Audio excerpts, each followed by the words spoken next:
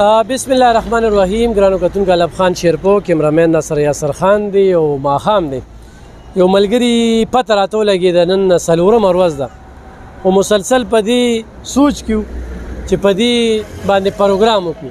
دا زه چې ولاړ یم دا مرزو دغه سینجي وګورئ جي که نه دا کم سر ته چې کومه سینجي ده یعنې بي بي سي دی نه دې خوا چې کومه سینجي ده دغه سینجۍ نه پس چې کوم دیوال په دیوال کم مارکیټ دی نو هغه مارکیټ ته هم زه دننه باسم. خو زه نن هغې خلکو دپاره دا خوشخبري چې هغوی لکه یو خو میډیسن ډېر ګران شو، بله صوبایي حکومت دې وخت کې لګیا دی هسپتالونه پرایوټ کوي. نو هغې کې غټه خبره دا ده چې د ایکسرې به رزلټ نه درکوي او چې د ایکسرې سره ریټ ولګو. خو ورسره ای سی جي چې کوم دی مختلف ریټونه اخلي. نو زه چې کوم ځای ته بوځم نو دلته به ای سی جي بالکل تاسو ته فری وي. ای سی جي به تاسو ته بالکل فری وي. نو د ما د دې پروګرام مقصد دا دی چې زما کم کتونکي دي کم مینوال دي نو هغوی ته زه یو ښه میسیج ورکړم او دا ورته زه یو پیدا ورکوم د دغه خپل پروګرام نه. چونکې موږ کوو سوشل ورک او سوشل ورک کې چې کوم دی نو موږ د مختلف خلکو چې کوم دی نو خدمت کوو. نو دا د الفجر ډیجیټل ایکسرې اینډ ډینټل ایکسرې یعنې د غاښونو چې کوم دی نو هم دلته کې دغه شته دی.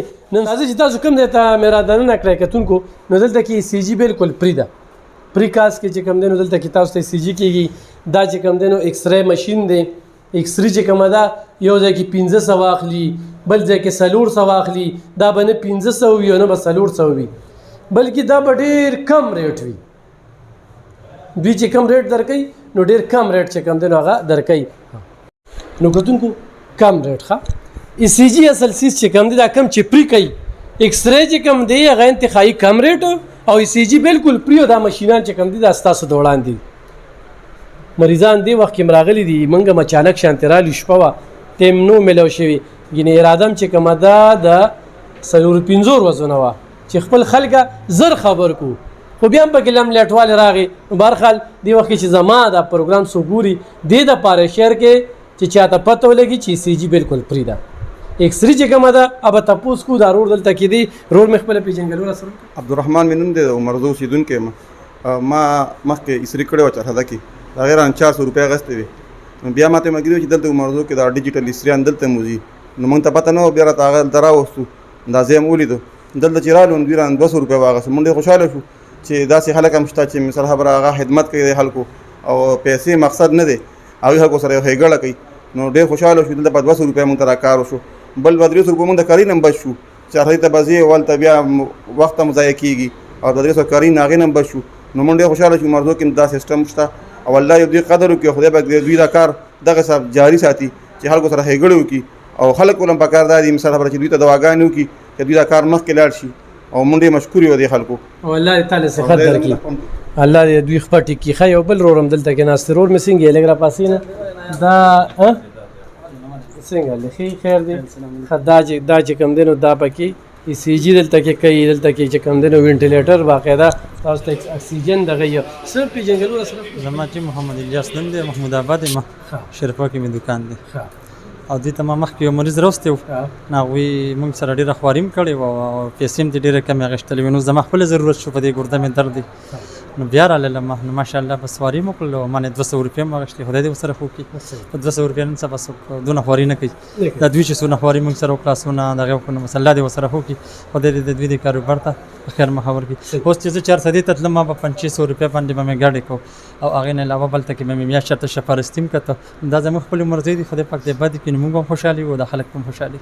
کتونکو د مرزو شمالي اشنغر تنګي دپاره چونکې دا لوی لوی هسپتالونه چې کوم دی نو هغه پرایوټ کوي.